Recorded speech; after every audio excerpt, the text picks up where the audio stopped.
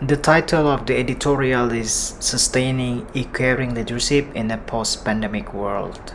Well, the objective of this editorial is to briefly reflect on the importance of e-caring for leadership during the crisis and increase the commitment of nursing leaders to continue their great works even after the pandemic with an organizational culture infused with e-caring.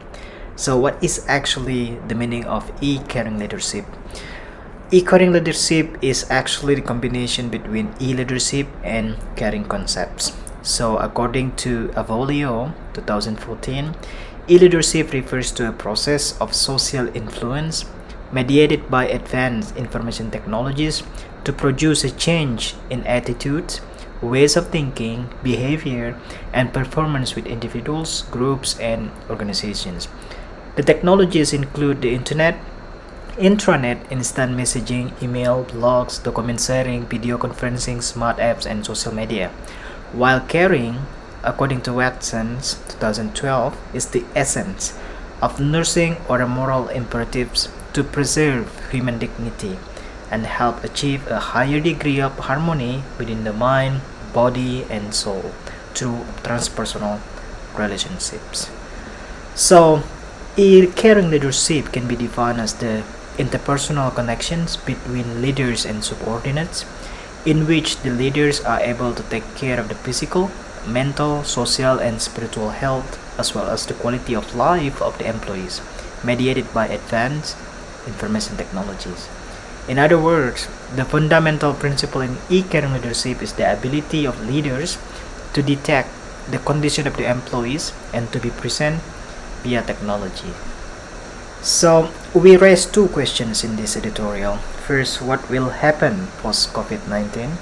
And will nurse managers and leaders revert back to their old leadership styles? This particular question should be noted, and e-caring leadership must be maintained in the post-pandemic era. Well, we can reflect with the situation in these 2 years that every nurse leader or nurse manager in these 2 years they have much more experience in the technologies, not just only use mobile phones for calling, but they can use for teleconference, for telehealth, for telenursing. So in these particular situations that even the nurse staff can meet their leaders 24/7 because nurses working in the shift, so not every nurse can see their leaders. So in this virtual visit they can meet their leaders many times, right? So this is the good one. The second one's that even before the pandemic we are living in the era of the technology. From 4.0 now becomes 5.0.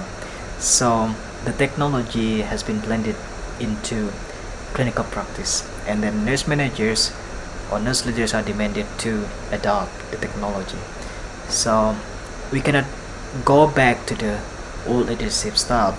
In fact, we need to combine both between the traditional and then the technology. And the third one, this kind of e-caring leadership is actually beneficial or fit with the Gen Y or Gen Z today, which is the internet generations. So they are really working in the technological culture. Therefore, this particular e-caring leadership is really fit with the current situations. So in the conclusion that the idea of sustaining caring leadership should not be taken as the replacement of the traditional leaderships. The leadership style of the nurse managers can be perceived differently by different nursing staffs. Some may be easily motivated virtually, while some prefer a face-to-face meeting.